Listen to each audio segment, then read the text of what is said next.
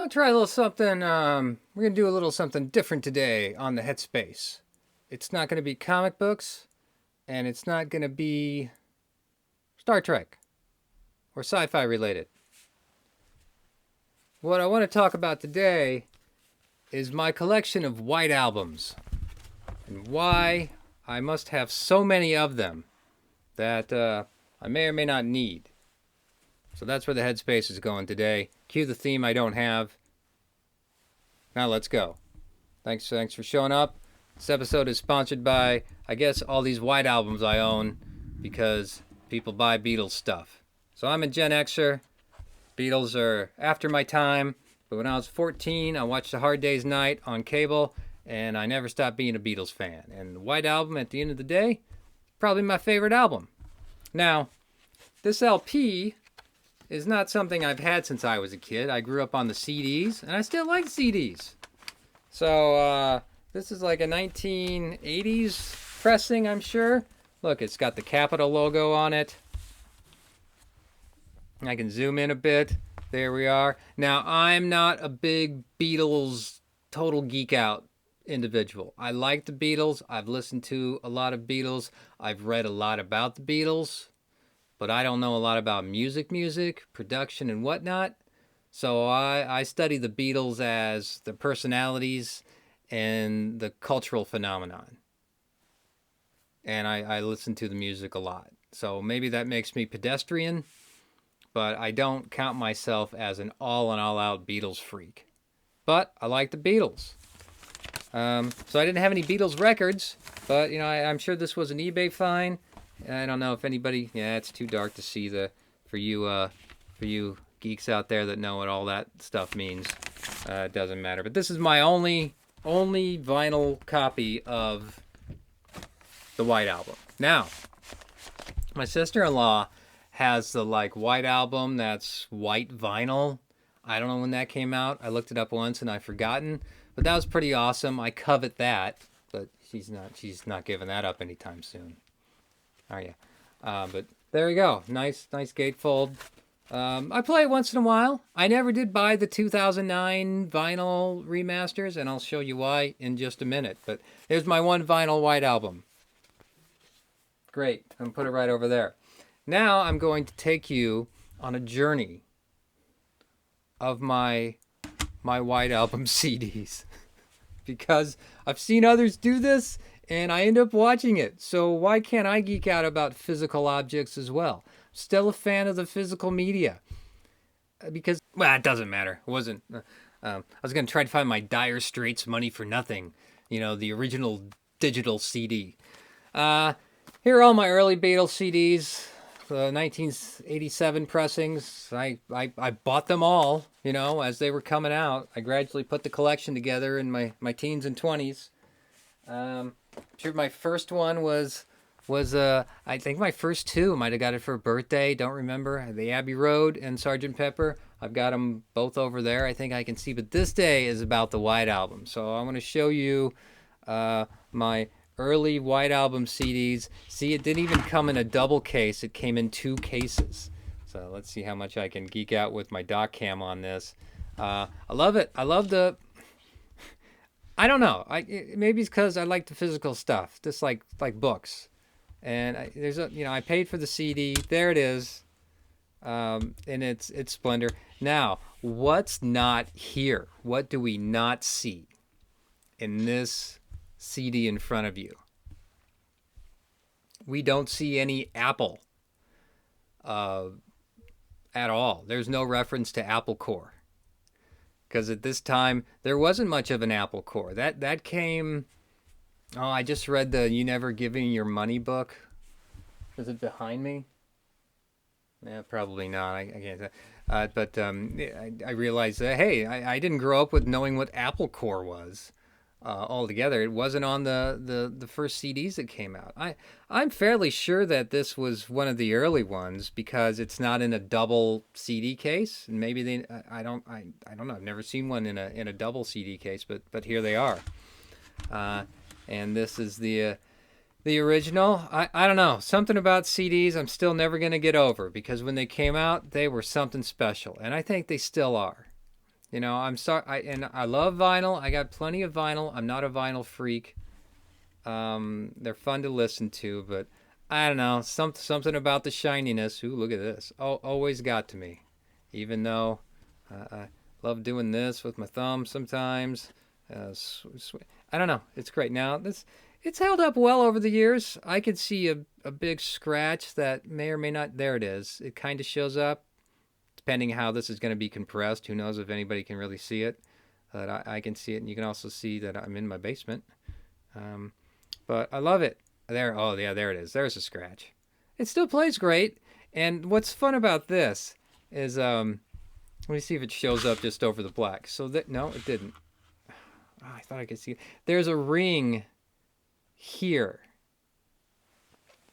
and this came from use because I had like a 5 CD changer, and this time I played it so much that it that's where this extra ring came on the CD.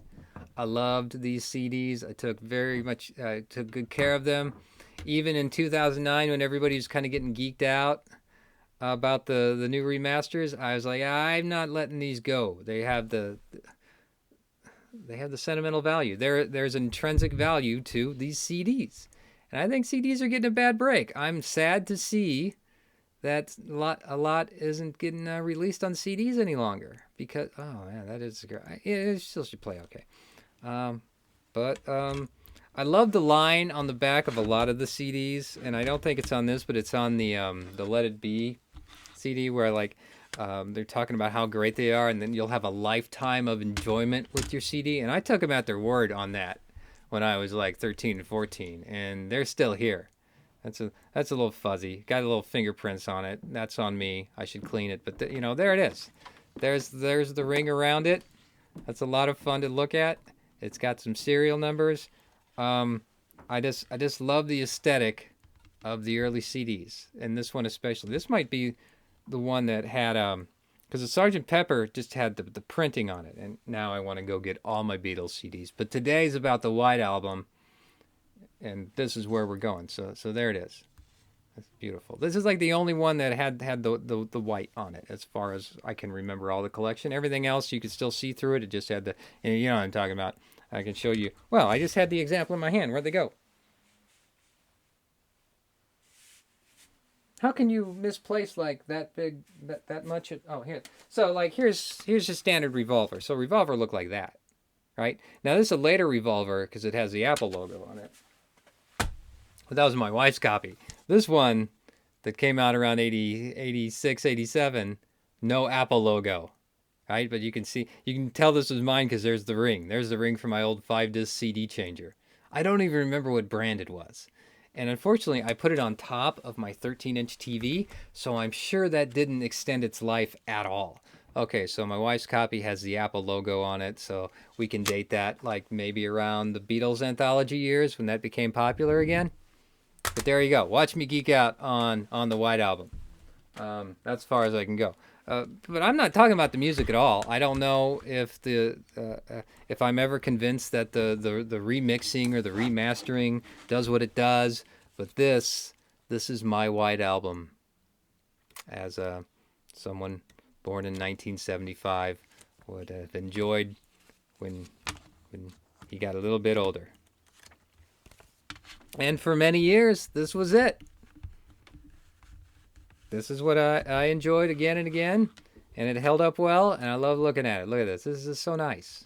I love the aesthetic of the early CDs because we were all so excited. And I don't know where that excitement went.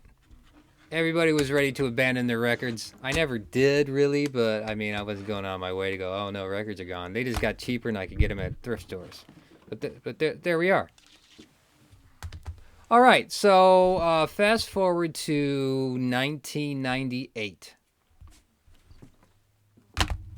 And this is a 30th anniversary limited edition. And I'm asking myself, why did I buy this? So at the time, I'm in my around my late 20s. And I'm thinking maybe it got a remaster because people were talking about better remasters. So I'm like, well, maybe something's new. And I recall that like they moved the track listing with the "Can you take me back where I came from" or something, and I don't know. We were just beginning to, so like I would argue that 1997 was the last good year for CDs before MP3s started up, and you saw the decline happen. Um, so this is the big change. Obviously, this is disc one, and I don't believe, and the Beatles geeks can tell me more, that there's really much fundamental difference between the music, the content, the material on this disc versus this disc. It's just, you're just buying an anniversary edition. It's biffier. It's the same master take. I could be wrong. But it's definitely shine. It's not been played much. I think for a while I liked the case so much, and I convinced myself that this must be something better than this, so I swiped them out. But I don't think that's the case. I think they're the same, like 90, 87, 88, 87 remaster. But you get the spiffy stuff, you get the little photos, and you got the big old poster, well, the little big poster, right? And they brought it back to the album aesthetics, as irritating as that is for CD owners, right? But there it is. So let me try to put this back in place. And this is spiffy. I mean, great. Did I need to buy this? Should I? No. I got nothing new from this except this. The packaging. I paid for the packaging. I was a sucker because I thought, oh well, something's gonna happen here, right? And no. Unless Beatles folks can tell me otherwise, I'm pretty sure that I just paid I think I paid like $30 for this back when it was new. Okay. So this is where the collector is. We convince ourselves to buy this stuff, right? Because it will fulfill some need. I still have it. So there it is. There we go. Made in the UK. We got the Apple Core trademark back. Again, this anthology era, post-anthology era stuff where some would argue that table scraps become worth buying because historically we want to do something with it. So that was my White Album experience. I just went in between these two. At this time after 98, I'm gradually listening to stuff on MP3s through my computer. I still have this 2008 beauty right here. Let's see if we can focus that. Where's my autofocus? Isn't she lovely? This is my MP3. I had it remod to maybe a terabyte. I don't remember how far it can go. That's probably too much for this version. But still here. I'm still listening to it. We should all be rocking the classic because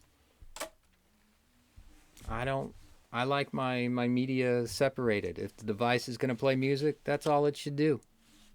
But anyway, I'm still one that hooks the computer, the desktop, up to the old stereo, so I can just listen to stuff on shuffle all night, and no one's prompting me to see if I'm still awake. I can just keep listening. That's how stubborn I am in the world. Okay, so 2009 takes place, and this comes out with the whole set that I have the box for behind me somewhere. There it is. Right there. Now, the thing is, I didn't buy this in 2009. I just picked this up like less than a year ago. And because I'm a sucker. I don't know why I did. Finally, I was watching so much Beatles stuff. I'm like, oh, I never did pick that up. Maybe it's worth picking up. And then I went online and saw the Beatles fans going, well, this isn't good at all. And I'm like, oh, I give up. I can't. I don't have the ear to separate what's been mastered and what's not. I just want to listen to it. But nevertheless, here it is. It's all shiny and new, obviously, because this is really nothing I've owned for that long.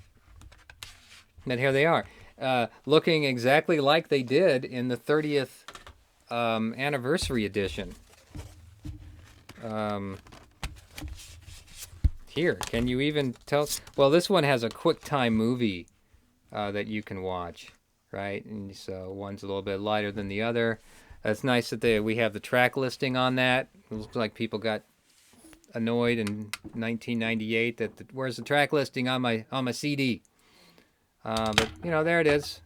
There's a little difference. All right. So that takes you to, and now everybody's hating on the 2009 stuff. I forget the reason why. Like, well, they're making it for folks who just listen to MP3s on headphones, and I guess the music has gotten louder over the years, as I understand it, for reasons. Because what's the excuse that the stuff that was originally made for vinyl, you could only go so high on the decibels, and once you have everything in digital format, then you're good to go with how high you want it, which makes it all kinds of annoying nowadays when you want to listen to a television or a movie on a Blu-ray player versus pressing the button on your receiver to go back to the music, and the music is like 5 times louder, and you got to end up turning it down, and you're wondering what has happened in the world. Is this the right now? The thing now I'm forgetting which belongs to. Okay, so there's 1998, there's 2009, and at the same time at 2009, I did buy this. This is the mono White Album. Now this one is relevant. This is the one folks like. This is how they did it the right way. So we have the mono version that I enjoy to some extent. I don't like the sped up Ringo on "Don't Pass Me By." I don't quite get that a bit, but I do enjoy the different takes with the mono. So this was worth the penny, and this is not the counterfeit one, even though I did pick it up on eBay. I was lucky in that regard. So I got the box set, and we have a winner here from what I'm told. So I'm content at this point to say this and this together is a fine listening experience. I should be done, right? No, I'm not. And folks kind of know where I'm going if they know this stuff. All right, so here's what's been happening the last couple years. It's this thing. All right, so this big old book, the White Album, and now everybody's going to vinyl. They want their Beatles in vinyl as if they lived in 1968, and some of us have, and most of us haven't. So here are the CD sleeves in here. Here's what happened with this collection. This is what a sucker I'm at. I'm thinking no one cares about CDs so much, so the production is not great, because this is the second version I've owned, and both of them had defective CDs in the collection. And it was the Esher demo for this, which is kind of why I bought it, or the reason I gave myself to buy it. I was going to buy it. When I first saw these on, they had the Beatles YouTube, and they're showing the text. I'm like, there's no way I'm going to pay like $100 just to listen to like track 2 version 9 without this or that. And, like a year or so later, I did it. And I could probably blame Beatles YouTube folks for that, because they convinced me to convince myself. So I'm the sucker here. I read the book. Ow! I just hit myself in the chin with it. It's an okay reading experience. I was reading it right before the Get Back came on Disney Plus, and I was reading the You Never Give Me Your Money book. So it's very much an authorized version of what might have happened. It's great to let me see how far I can get the doc cam going today. It's a fine geek out.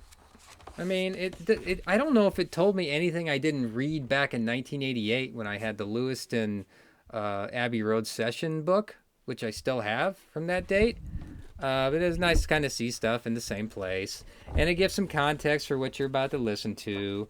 And it's got the photo stuff. So, I mean, it's a coffee table book. Coffee table books are coffee table books. I kind of bought it with the coffee table stuff in mind. And, of course, it came with the CDs.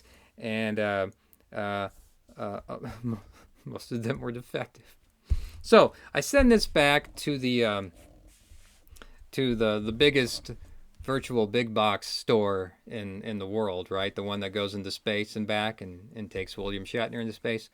So I sent the first one back, and then I got the new copy. While I still got I got 2 versions at the same time, because I waited for the new one to come in so I could test the CDs, and gradually I did the switch between defective CDs, so the only one that remains defective is the Esher CD.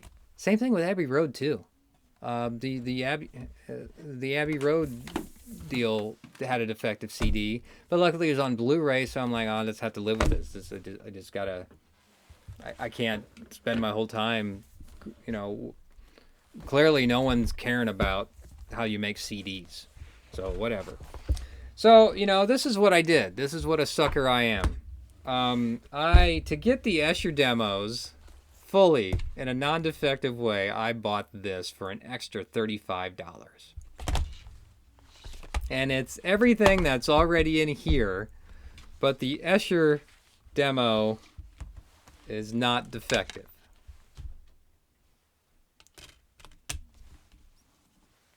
Paid an extra $35 just for a demo CD that I made into an MP3 and I listened to on shuffle during the night, and occasionally one of these versions come up. So I have, what's the count? I've lost count. 1, 2, this is kind of like the same version, so we could call this 1 1/2, but anyway. 3, 4, 5, 6. Plus the LP. That's 7 different versions of the same album. But they're only... If we need to boil these and get back to the contents, I think I only need 2. But I gotta admit that this is pretty cool. It's cool that I bought this. And I'm such a sucker that I bought the Pepper and the Mystery Tour and Let It Be and Abbey Road. I have those too. Luckily, most of those CDs were not defective except for the Abbey Road one. I don't know what's going on in Germany where they're making these, but this is my favorite because it's my favorite album of the bunch. And what's the lesson here?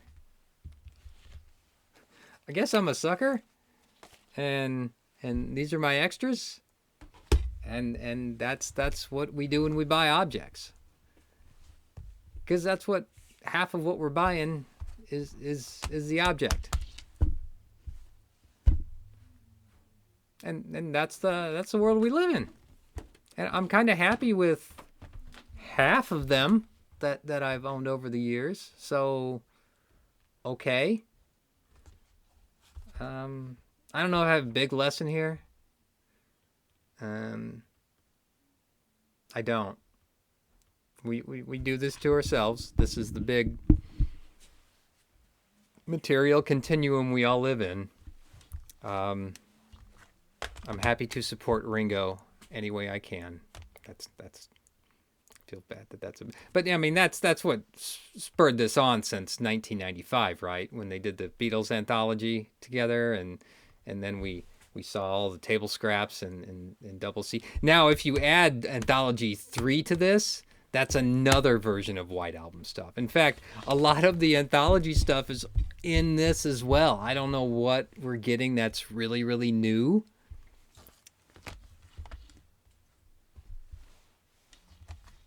I guess at the end of the day, I think my 1987 White Album is still pretty awesome. Especially what I've done to it. This is the patina for you CD collectors out there. I know everybody's coming back to the big old cassette tapes, and I got a boatload of those too. You want some hits from the 40s? But seriously, these are crap. I know